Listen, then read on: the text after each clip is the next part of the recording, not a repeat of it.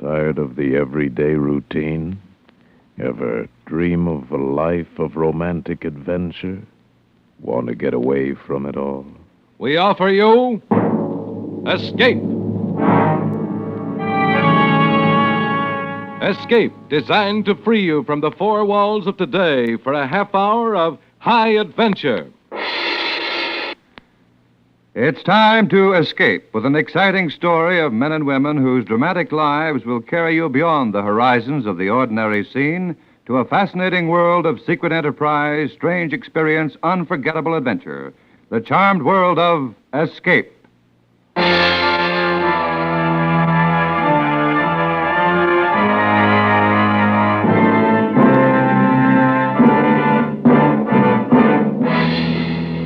Tonight, we escape with the most unusual story of suspense and terror in occupied Paris, as Marcel Aimé tells it in his unforgettable tale, Crossing Paris.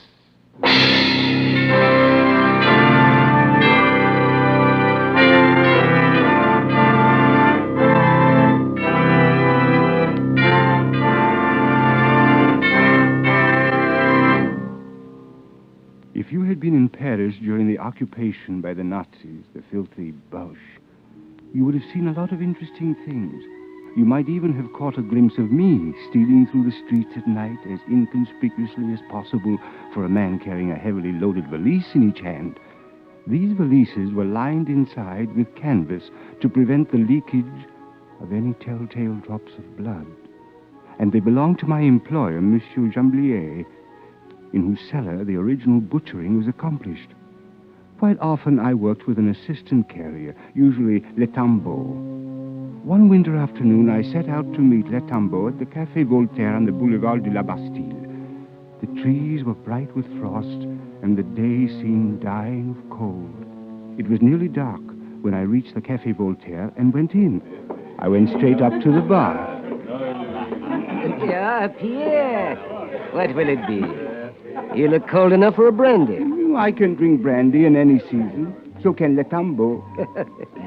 Yeah, this will warm your bones. Le Tambo was in. He said to tell you he isn't free tonight. Isn't free? Curse him. How can he behave like that? He has no respect for his work. Respect for what work? Who is this Le Tambo? Respect for what work? Oh, peace, monsieur. I'm talking to the bartender. It's no affair of yours. I'll teach you whose affair it is. He put his glass down and staggered up to me, fist raised. At the same moment, a huge man with a head like a ram calmly stepped around from behind me, caught the drunk's chin in his big hand, and pushed him backward with a powerful thrust. I get it now. The police always travel in pairs. We're not police, you idiot. Yes, police written all over them. Well, then let's go, my lad. Pay for our drinks now, and we'll report to the station for duty. Pay up and let's be off, huh? I don't know why, but I paid. Good. And then, still laughing, the big one took me by the arm and we started Come out. along. He was a rough fellow, probably a laborer. Dressed as he was in a spotted shiny suit and a dark turtleneck sweater. The tight blonde curls that ringed his huge head gave him the appearance of a great ram. When we reached the street, the night was already black with high, icy winds. Well, that was a squalid scene. The man was drunk, but I could have handled him. I carry a knife, you know. You didn't have to interfere. Oh, I enjoyed it. Well, anyway, you probably saved him from being cut up. But I didn't realize you were going to cut him up. My apologies, monsieur. You are a bloodthirsty brute. What do you do? What? What is your trade? Oh, this and that. I manage. Look here. You're a strong fellow, and if you're not afraid of a little risk, I can give you a job tonight as my assistant. It pays well, too. How much? Oh, 400 francs? You're on. But you don't even want to know what it is? You're an assassin. Of course not. I'm a man of honor above all. What difference does it make? You're an odd type. All right, then, let's turn off here. First, we must go to the Rue Poliveau. Our work starts there. Good, but let's walk faster. I'm cold.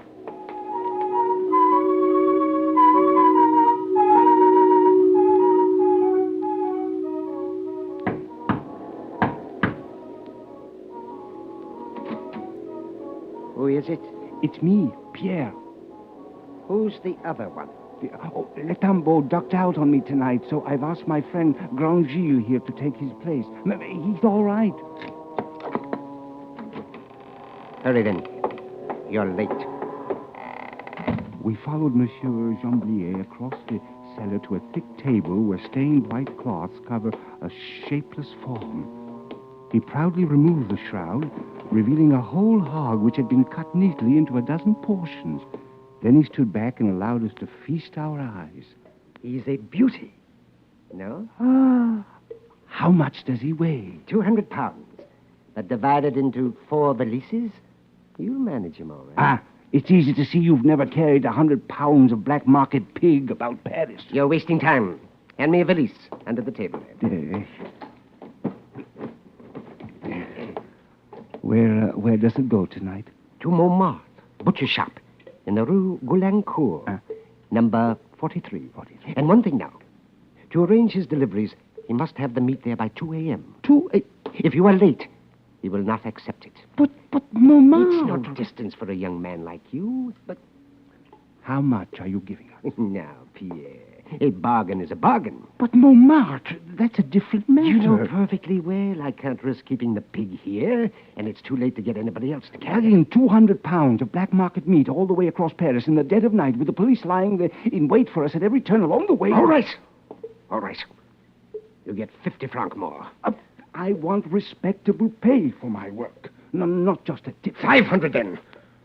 But not a sou more. It is hard work, and it involves great risk.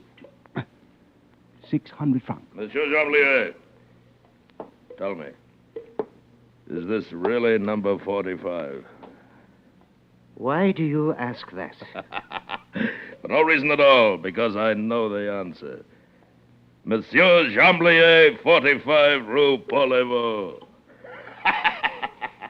Who is this man, Pierre? Grangy, you will do me the courtesy of keeping your mouth shut. I do the talking here. Now, you agree then to 600 francs? Monsieur Jamblier, 45 Rue Paul-Levaux, my share will be 1,000 francs. Are you mad? Don't pay any attention to him. He's my assistant, so you just give me 2 times 600 francs, and I'll settle with him later. All right, then, here, take it. I can't have you here all night. Jamblier, 45 Rue Paul-Levaux, now my share will be 1,500 francs. Jamblier stood as if frozen, his jaws clenched. The ram was not even looking at him, but instead he walked nonchalantly around the cellar, examining the foodstuffs stored there. He spied a string of sausage hanging on the wall, jerked it off, stuffed it into the pocket of his jacket. Then he found a large paper sack and burst it with the end of his index finger. A stream of lentils ran out through the hole and onto the floor. Monsieur Jamblier, 45 Rue Paul-Levaux, give me 2,000 francs. Or shall I wreck this place? Jamblier looked at him fearfully for a moment. Then he pulled a fat billfold from his pocket and handed 2 notes of 1,000 francs each to the ram, who pocketed them calmly and caught a third one on the fly. I started toward Grand Gilles to make him return the money. Let him alone. I can't afford a row here. I don't want a row, but after all, he's my assistant. And this is my cellar. I paid out enough money to have peace here at least. You can settle it with him later. Right now, we've got to finish packing the valises. It's late. All right. You're the boss. Come on, let's get it done. I'd postpone this whole thing if I could. We went back to the table and finished wrapping and fitting the sections of pork into the valises. Grand Gilles sat across the cellar on a wine barrel, eating a thick slice of ham he'd found. When we were packed, he got up, came over to pick up his 2 valises. This apparent willingness seemed to impress Jamblier, and when we reached the door, he stuck a pack of cigarettes into the ram's pocket. That's for the 2 of you. For the trip. Cigarettes at night, a fine way to get ourselves picked up. Oh, come now, Pierre. Don't worry so. I have to have 2,000 francs more. Not a sou. Not a single Give sou. me 2,000 francs, for heaven's sake, Jamblier! Jamblier, 2,000 francs, Jamblier! Stop it. You'll have the police on You blackmailer. Here, take them and go. But shut up in the name of Mary. Shut up. Here, you devil. Open the door. Let's get out of here. I'll settle with you later, my fine friend. Jamblier! Jamblier, I now have to have another 2,000! Quiet. I tell you, stop it. Now, don't you dare pull anything like that again. What's the matter with you, anyway? Do you want to go to jail? I'm warning you now. Stop chirping at me, or I'll pinch your head off and let you bleed. Well, I don't want any trouble, but after all, I've given you a job. This is my work, and you should have some respect for it. Ah, that's for your job. Ah, I've got it. Yes, yes. Come on, little one. Let's get it over with, huh? Come on. Come on, I said.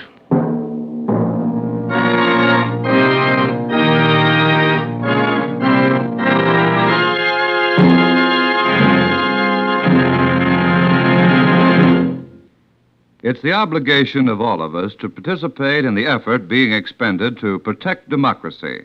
Our national security and the current United Nations police action in Korea demands that the size of our armed forces be increased.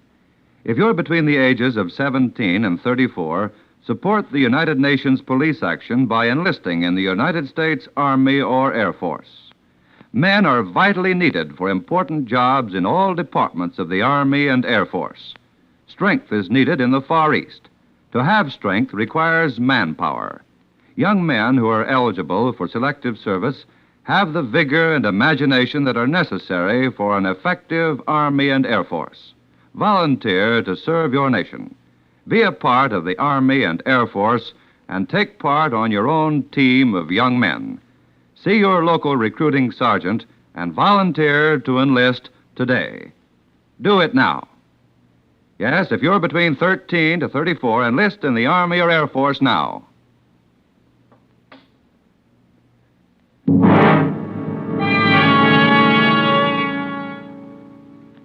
This Grand Gilles was a sinister character.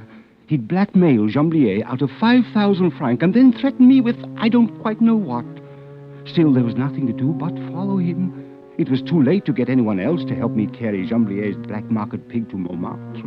Besides, when I start a job, I finish it. A frozen wind whistled down the Rue Pollevo, stiffening our fingers on the valise handles. We walked slowly with heads down. Where do we cross the river? We'll have to go up to the Ile Saint-Louis. Too near the railway station down here. Too many police patrols and German soldiers around here. Well, let's hurry then. My hands are turning to stone. The oily water in the Seine was black as coal, and along the banks the bare trees stood bleak and spectral. Finally, we reached the Ile Saint-Louis, and with a cord turned into the first side street for a moment's respite from the paralyzing north wind. It's a wonder that air doesn't freeze. Why in the name of heaven do you work at this job? I make my living this way. Every man to his trade. Well, it's not much fun. Plowing around in the night with valises full of lead, your face cracking with the cold, and all for the benefit of a thieving rascal like that Jamblier. You made out all right with Jamblier. Huh? You want some of it? If it had been just between you and Jamblier, all right. But I'm the one that brought you there. In my work, I am strictly honest. Let us go. Wait just a moment. Now tell me, how much can you get for pork in the black market? Forget it. 75 francs a pound? Forget it, I tell you. I'm sure we could sell Jamblier's pig at 75 francs a pound. That would give us 30,000 francs. 15,000 apiece of easy money, so instead of killing ourselves in this... Shh, listen, a patrol. Stand absolutely still, not a sound now. Oh, fine. Very good. Thank you. You could only have a cigarette, and it's cold. You know we can't smoke on duty. It would help to warm us a bit. That was close. Come on, let's get out of here. Follow me and hurry, or we'll never make it by 2 a.m. We walked along silently. The moon was still hidden, but the night had grown lighter and consequently more dangerous for us. After a block or two, I suddenly sensed that Grand Gilles was no longer behind me, and turning, I saw him halfway across the street, headed toward a line of blue light that framed the doorway of a cafe. I'm going to get a shot of liquor! Come back here, you fool! You can't carry that stuff in there! I won't be long! He was already opening the door. Curse him! No telling what he was up to now. But in any event, I couldn't leave him there with Jamblier's pork. So I crossed over and followed him inside. Several men who looked like clerks were playing cards at a table. The proprietor's wife sat knitting a sock behind the cash register and looking suspiciously at Grand Gilles, who was already standing at the bar, one foot resting on his valises. Proprietor, give us some mulled wine. This is my closing time. Give us some mulled wine. You're not running into my place with the police at your heels, are you? Give us some mulled wine. No, don't cause a row. With me, the Mulled wine, proprietor, mulled wine. Shut up, Grand Gilles, shut up, I tell you. If you quiet down, monsieur, I'll get it for you. Oh. Thank you, madame. The proprietor's wife went out through a low door at the back, and Grand Gilles turned and stared at the four clerks who had stopped their card game. You! All right. There are four of you sitting there. You're half-starved on rotten carrots and sawdust pudding. You're smoking corn silk, all of you. And there's enough good, fat pork in these valises to make you rich. Well, what's to keep you from making off with it? You know well enough we're in no position to report In it. the name of heaven, Grand Gilles, come to your senses. Get out of here, you filthy paupers! Get out and howl against the black market! You rebel scum! What good does it do to make laws if they're not respected? You're blackguards, anarchists, disloyal Frenchmen, all Stop of it, you! Grand Gilles. Have you lost your mind? Maybe you don't care what happens to you, but I do. You don't say. You there, proprietor. Where did your lobster of a wife go? I can't wait all night. Get us some brandy. Get us some brandy, I said. One, then. One, but please, no more. It's past closing time already.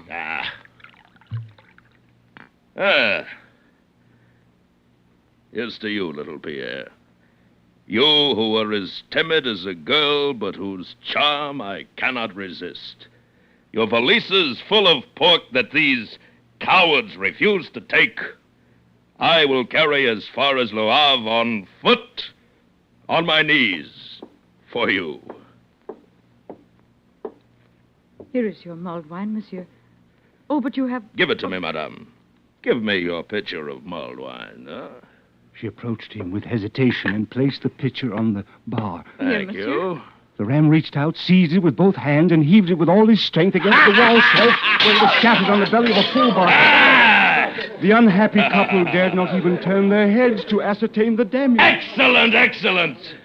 Yes. And now my valises. Come, little Pierre. I wish never to see these wretched people again. Baboons, I ignore you.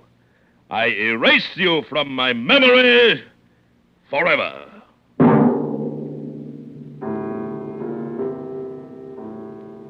I followed him out, wondering how in the world I could keep this monstrous madman from getting us picked up by the police. The moon had come out now, and the center of the street looked like an arrow of brightness, while the shadows along the sidewalk offered dangerous possibilities of surprise. Grand Gilles threw away his cigarette as we approached the first street crossing. We had just reached the opposite curb when a man's voice rang out from the dark only 3 yards in front of us. Stand where you are. No tricks now. What are you carrying in those valises? Oh, before taking that tone, you'd do well to identify yourself. It's the police. You saw me well enough. The police? Well, I'm certainly glad we ran into you. I've been looking for somebody to show us how to get to the Rue Sévigné. You're going away from it, and I think... You don't tell me. Did you hear that? The Rue Sévigné is behind us. Well, then we'll just have to turn back. Later, perhaps. Right now, you're going with me to the station. Oh, maybe rest a moment first. We've walked a long way looking for the Rue Sévigné. Perhaps I can explain. No need for that. Come along now. I put my valises down anyway, thinking it would give me a chance to talk him out of this. And the ram, bending his knees slightly, put his down also, and then suddenly straightened up, smashing the gendarme on the jaw with his huge fist. The poor man doubled to his knees and fell flat. Grand Gilles bent over him for a moment, then grabbed his hat and threw it into the middle of the street. The visor shone there in the moonlight. Well, let's go. That was smart. As soon as he comes to, he'll grab his whistle. In 5 minutes, all the police in the arrondissement will be after us. That would surprise me. I have his whistle in my pocket. Air raid alert. Now what will we do? We don't dare go into a shelter with this meat. I live only 2 blocks from here. Come on. In spite of carrying 100 pounds apiece of that cursed pig, we ran all the way. But at last, with bursting lungs, we made it. I stopped a moment inside the door to catch my breath before climbing to the top floor where he said he lived. The ram went on ahead, and his door was open when I finally arrived. Come in, come in. I'll have a fire going in the stove in a moment. It was a large, comfortable studio. I set my valises down near the door and stood there until Grandgilles drew a blackout curtain over the window and turned on the light. There were several easels in the room, and on a table near the window were spread out a number of drawings and paintings. Surprised? You're a painter? Yes, I'm a painter. You did all those? I sell most of them around Montmartre. But since the German occupation, amusingly enough, not always for money, I barter. Only last week, for example, I sold a woman wearing nothing but high-heeled shoes and an opera hat. And do you know what I got? A ham. But here's one I've been commissioned for that'll bring 100,000 francs. Do you like it? No. Because it's the portrait of a Nazi? Perhaps. And because it's no good.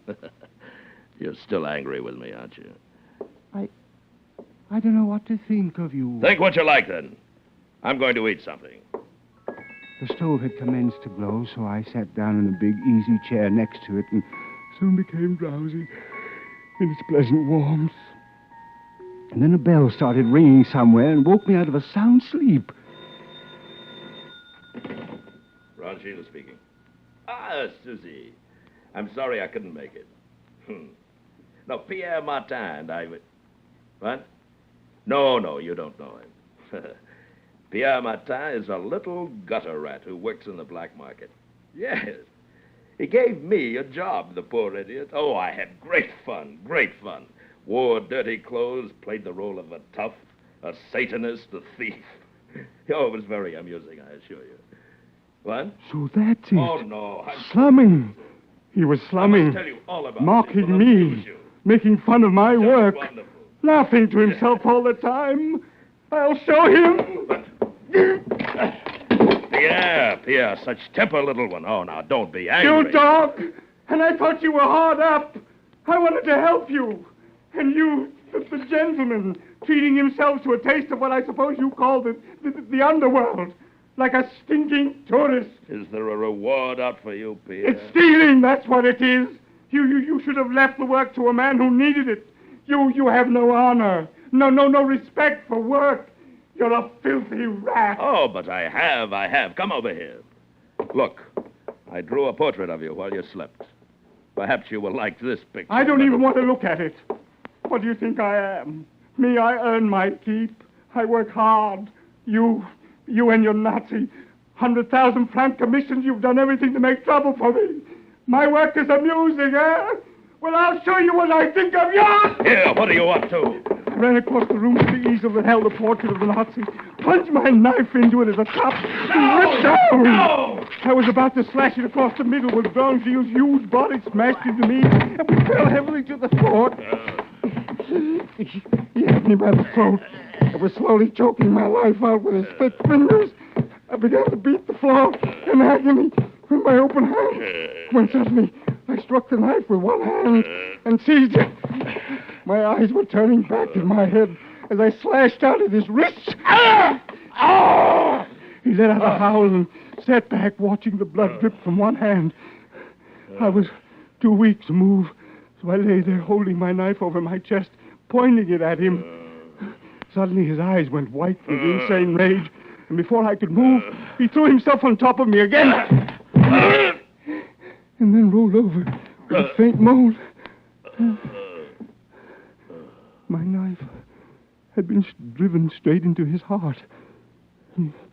His legs twitched a little, and then he lay still. I looked at him unbelievingly. I had never killed. I never wanted to kill any man. And then I covered my face with my hands. Oh!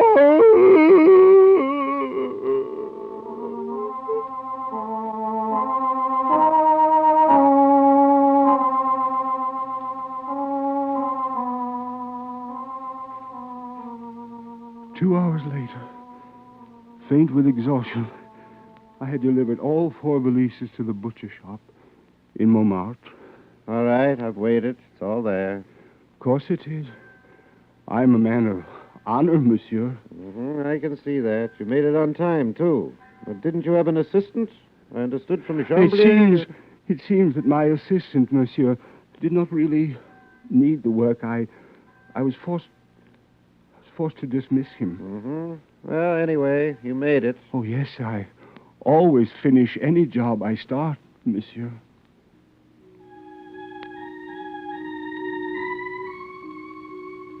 It was only then that I remembered that Grand Gilles had said my name to his girl over the phone, and that my portrait sat waiting for the police in his studio. I put the 5,000 francs which I had taken from his body into an envelope and addressed it to Chambly. I dropped it in the mailbox and walked slowly down to the big market of Les Halles. It was almost dawn when I reached it, and the heavily loaded pushcarts were stacked up in the side streets, smelling of green vegetables and berries.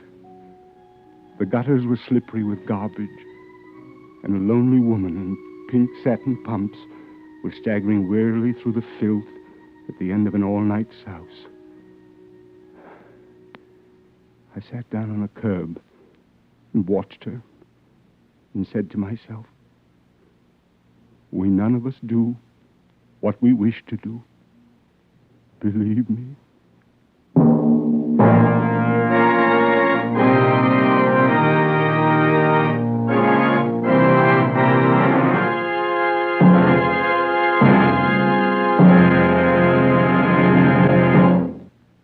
The Army and Air Force is proud of its soldiers and airmen. Today's members of the armed forces have finer training, better equipment than ever before, and a strong, flexible defense of intelligent young men and women. We in America can maintain this effectiveness only by building strength and remaining strong. To have strength requires manpower, and men are vitally needed to support our forces in the Far East. You young men eligible for selective service make for the vigor, flexibility, and imagination that are necessary in an effective Army and Air Force. If you're of draft age and haven't yet received notice to report for pre-induction physical, volunteer to serve your nation now. Be a part of the Army and Air Force. Stop in at your nearest Army and Air Force recruiting station today and get the details. Volunteer your services now while you can still choose. Don't delay. Enlist today.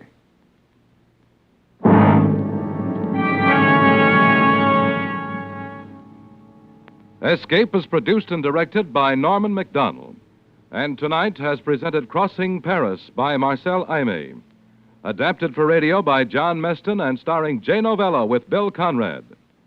Featured in tonight's cast were Howard McNear, Barney Phillips, Edgar Barrier, Vivi Janis, and Paul Frees. Special music was arranged and played by Ivan Ditmars.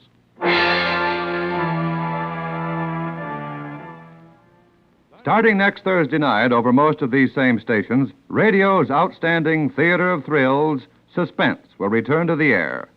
As its first star, Suspense presents Mr. Pat O'Brien in a thrilling story entitled True Report. Remember, radio's prize-winning mystery program, Suspense, returns to the air next Thursday night. This is the Columbia Broadcasting System.